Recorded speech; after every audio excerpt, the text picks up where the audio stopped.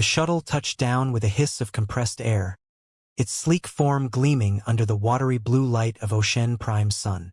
As the hatch opened, Theo James took a deep breath and adjusted his formal jacket. He'd been to alien worlds before, but none as mesmerizing or as intimidating as this one. The entire docking platform was submerged just beneath the ocean surface, its transparent walls holding back the shimmering aquatic expanse. A school of fluorescent fish darted by, their light reflecting off Theo's boots as he stepped out. "Quite a welcome," Theo murmured. A tall, silver-haired man in a naval-style uniform stood waiting at the end of the platform.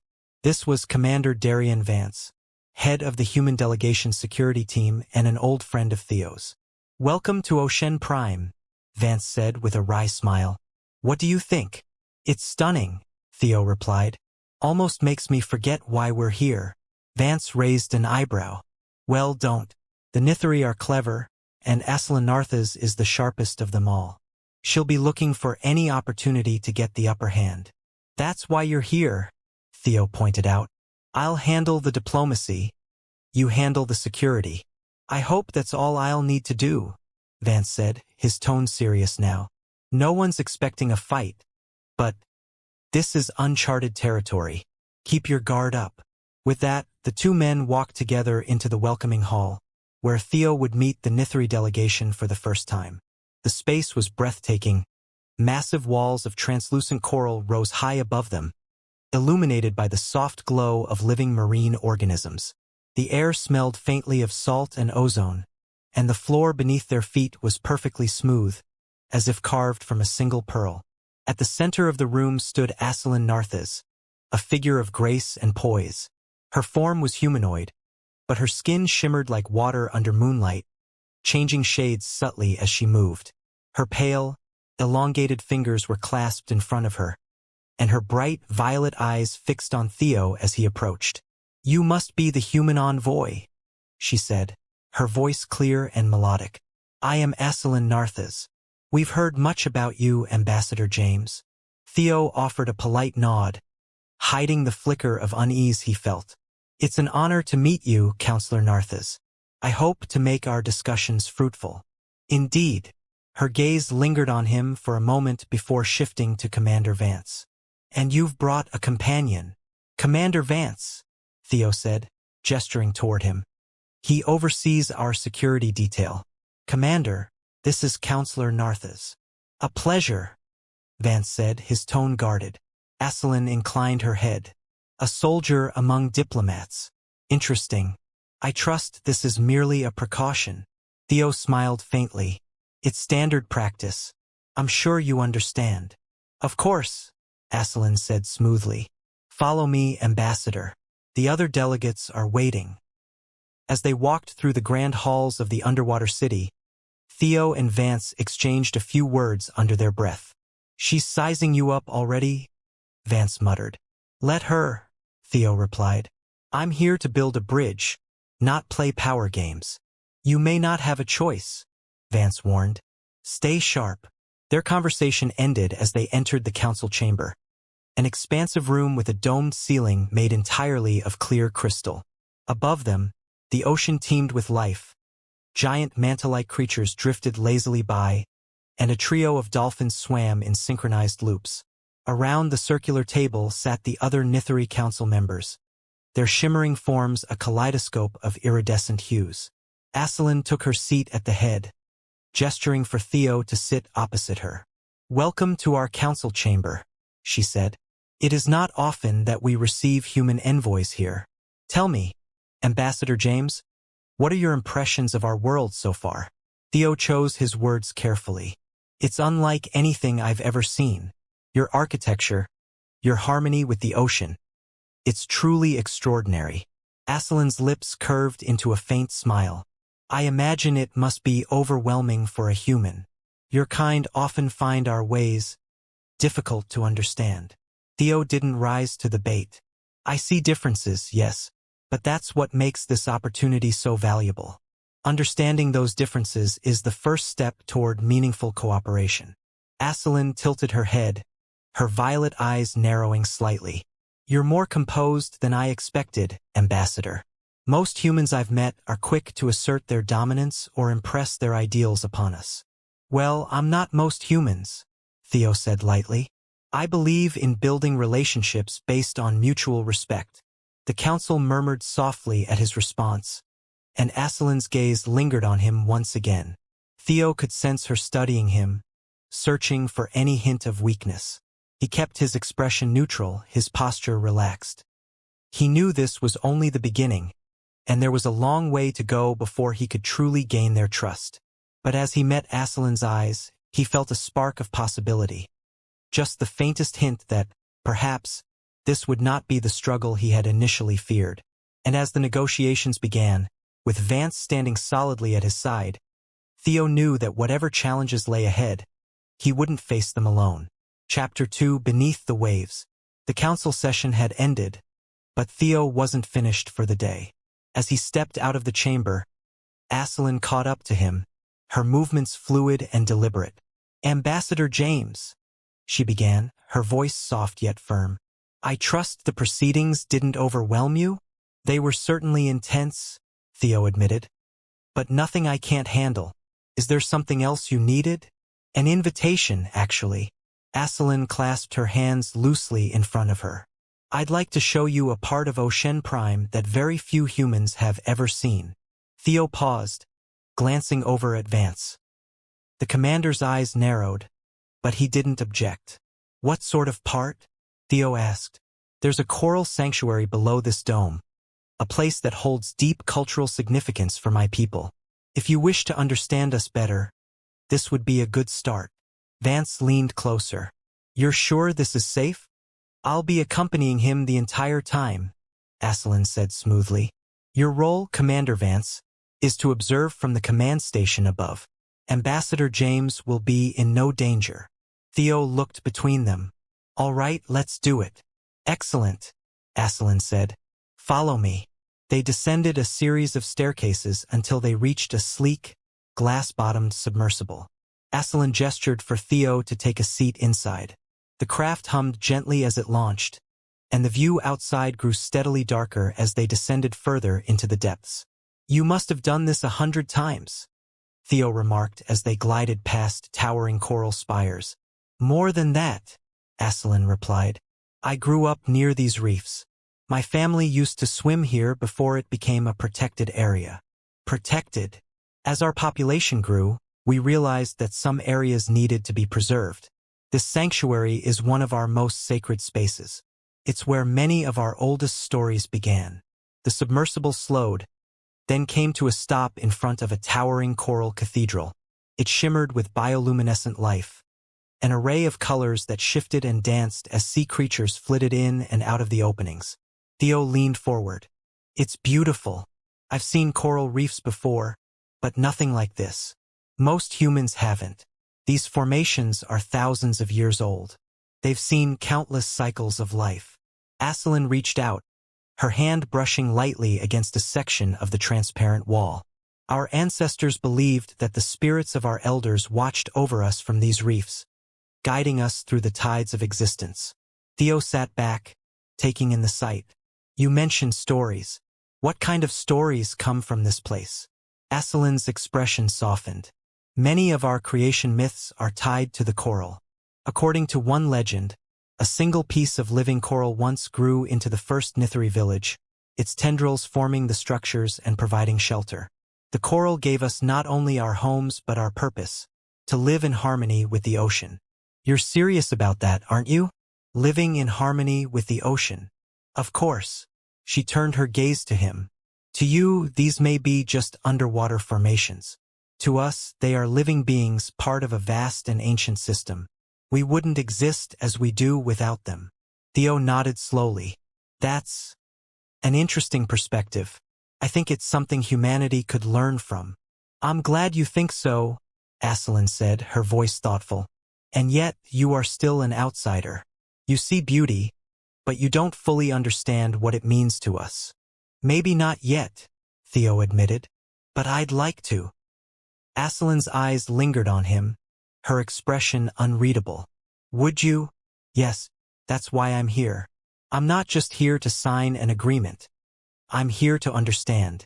For the first time since they'd met, Aislin's demeanor softened entirely.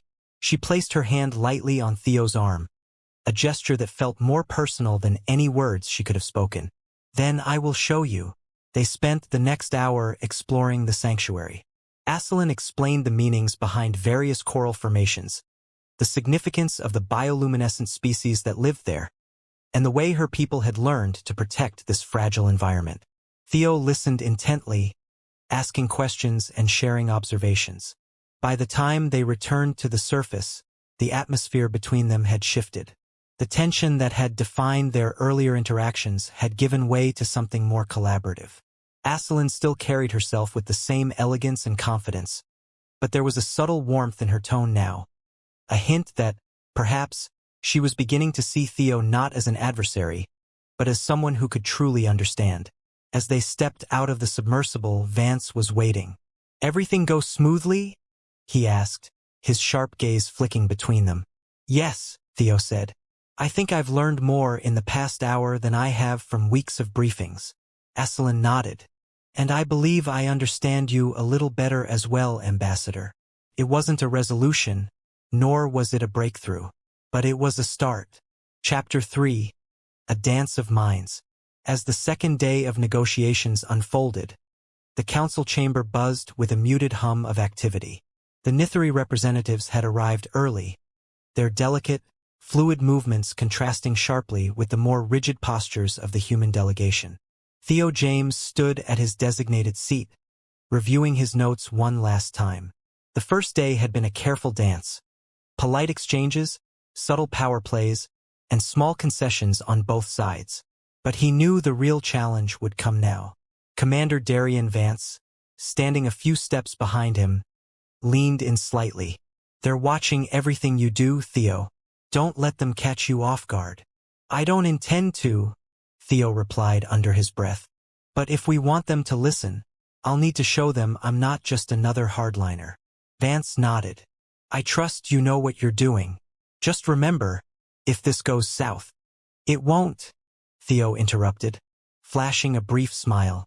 "I'll keep things on track." As the room settled, Aislinn Narthes entered with her usual composure. Her violet eyes swept the chamber before landing on Theo. She inclined her head slightly, acknowledging him before taking her place at the head of the Nithari delegation. "Ambassador James," she said smoothly, "I trust you rested well after yesterday's tour?" "I did. Thank you, Counselor Narthes," Theo replied, returning her gaze steadily. "I'm ready to continue our discussions." "Good," Aislinn said. "Then let us proceed." The dialogue began as a continuation of the previous day's themes. Aislinn raised points about resource allocation, the preservation of Ocean Prime's ecosystem, and the cultural implications of human trade initiatives. Theo, in turn, presented carefully crafted counterarguments, each laced with empathy and respect. "Your proposal," Aislinn said, referring to a plan for shared access to a specific coral reserve, "shows a willingness to compromise. However, I'm concerned that your timeline for implementation may not allow our ecosystems to recover adequately." Theo leaned forward slightly, his tone measured. "Counselor, I understand your concern. May I suggest we revisit the timeline and adjust the initial phase to ensure your ecosystems have more time to stabilize? We could extend the preliminary assessment period by 6 months, and then proceed in smaller increments." Aislinn's expression didn't waver, but her eyes betrayed a flicker of consideration. "That is a more thoughtful approach than I anticipated. But tell me, Ambassador, how would you ensure compliance from the various human agencies involved? After all, cooperation is not always guaranteed." Vance stepped forward at this point, his voice calm but firm. "Our leadership is fully committed to this process. We have measures in place to ensure all parties adhere to the agreement. I'll personally see to it that any deviations are addressed immediately." Aislinn regarded him with an appraising look. "You speak with confidence, Commander Vance. I hope your actions match your words." "They will," Vance said evenly. Theo stepped in again, redirecting the discussion back to the plan's details. "I suggest we form a joint oversight committee, composed of both Nithari and human representatives, to monitor progress and address any issues as they arise. This would provide transparency and build trust. Trust? Asselin repeated, her voice soft yet pointed. An admirable goal. But trust is not given, it must be earned. And that's exactly what we're trying to do, Theo replied. Not by forcing our way in, but by working together to find solutions that benefit both sides. The council members murmured among themselves, their quiet discussions hinting at cautious approval. Asselin, however, remained composed. She leaned back slightly, her eyes locked on Theo. Ambassador James, she said after a pause, you are unlike the human envoys we've encountered before. Your approach is unexpected. Theo offered a faint smile. I'll take that as a compliment. It was not necessarily intended as one, she said, though the faintest hint of a smile touched her lips. As the session continued, Theo and Vance worked in tandem, addressing concerns and presenting alternative solutions. They adjusted proposals on the fly, showing a willingness to adapt while maintaining their core objectives. Vance's steady, no-nonsense presence helped reinforce Theo's credibility, while Theo's measured diplomacy and genuine interest in the Nithari perspective began to chip away at the initial skepticism in the room. By the end of the day, progress had been made. Not a sweeping victory, but a meaningful step forward. As the council adjourned, Asselin lingered near the entrance, her gaze following Theo as he spoke quietly with Vance. You handled yourself well, she said as he approached. I didn't expect you to be so flexible, nor so considerate. Theo stopped in front of her, meeting her eyes. We're not here to impose our will. We're here to find common ground. If that means being flexible, then that's what I'll do. Asselin studied him for a moment before nodding. Very well. We shall see if this approach continues to bear fruit. As she walked away, Vance turned to Theo. You've got her attention now. Let's just hope it's the right kind of attention, Theo replied. It's progress, Vance said. And progress is all we need. Chapter 4. Trust Through Truth. The emergency alarm echoed through the underwater facility. A low, pulsating note that drew immediate attention. Theo was in the middle of reviewing notes with Vance when the announcement came through. A breach in the dome's outer membrane was threatening a rare marine species housed in a nearby research enclosure. Both men exchanged a brief, sharp glance before heading toward the command center. When they arrived, Asselin was already there, her normally composed demeanor showing a hint of tension. She stood near the observation window, where rippling light from the ocean filtered in, casting patterns across her skin. Several Nithari engineers and researchers were gathered around her, speaking in quick, hushed tones. What's the situation? Theo asked as he approached. Asselin turned toward him, her eyes narrowing. A rupture has occurred near the central reef chamber. If we don't seal it quickly, the pressure changes could disrupt the habitat of the coral guardians. Theo nodded. What needs to be done? Her gaze lingered on him for a moment. We're still assessing the damage. The equipment required to seal it is stored in the lower sublevels, but accessing it safely without further stressing the structure will be challenging. Vance stepped in. We can help. What's the risk if we send a team down? One misstep could widen the breach, Asselin said. If that happens, it could destroy the coral chamber. Theo looked over at Vance. We need a plan. What's our best approach? Vance rubbed his chin, his mind already working through the logistics.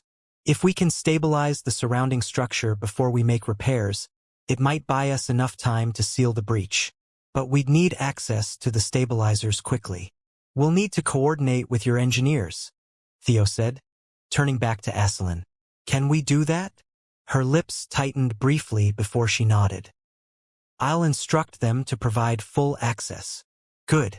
Let's move, Theo said, gesturing to Vance to lead the way. The two men followed a Nithari engineer down to the lower sublevels, the corridors narrowing and dimming as they went deeper into the facility. The hum of machinery and the faint sounds of the ocean outside grew louder. They reached a storage bay where several compact, glowing devices sat neatly arranged on shelves. These are the stabilizers? Vance asked. Yes. the engineer confirmed. But they're calibrated for Nithari use. You'll need one of our technicians to guide you. Theo glanced at Vance. What's the timeline? Not long. We need to get these in place now, Vance replied. Then we'll take the technician with us, Theo decided. We're not leaving anything to chance. As they loaded the stabilizers onto a small transport platform, Vance briefed Theo on their placement strategy. We'll install them at key structural points around the breach. That should reduce stress on the dome until we can patch it up. Understood, Theo said. Let's get this done. They worked quickly and efficiently, the technician pointing out where each stabilizer should be placed. As they maneuvered through the facility, Theo found himself reassured by Vance's calm, methodical approach. The commander's experience and clear-headed thinking kept them moving steadily forward. When they reached the breach site, the damage was more severe than Theo had expected. A jagged crack snaked through the transparent material, with water seeping in at an alarming rate. The marine life beyond the crack pulsed and shifted, reacting to the disturbance. Start here, Vance instructed, indicating a spot along the crack's edge. We'll work our way around clockwise. Theo and Vance placed the stabilizers one by one, each device emitting a faint hum as it activated. The Nithari technician adjusted the settings, ensuring that the device's energy fields aligned perfectly with the dome's structure. Keep going, Vance said. That's very modest of you, Asselin said with a faint smile. But you were the one who set the tone. Your patience, your willingness to listen. It made all the difference. Theo stopped walking and turned to face her. You made a difference too. Without your insight, your openness, we never would have gotten this far. Asselin's gaze softened, and she stepped closer. Perhaps we both learned something about what it means to truly work together. Theo nodded. I think we did. For a moment, the air between them was still. Then Asselin reached out, her hand brushing lightly against Theo's arm. You've proven yourself more than a capable diplomat. You've shown that understanding is not just possible. It's essential. Theo held her gaze. And you've shown me that even the most different of worlds can find common ground. Asselin's lips curved into a gentle smile. Perhaps there is hope for us after all. Theo smiled back. I'd say more than hope. Asselin's hand lingered a moment longer before she stepped back. Take care, Theo James. I look forward to seeing what our worlds can accomplish together. And you, Asselin Narthes, Theo said softly. As she walked away, Theo stood for a moment, watching her disappear down the corridor. Then, with a deep breath, he turned and headed back toward the command center. The treaty was signed, the partnership begun. And, in that quiet, shared understanding, the first steps of something greater had been taken.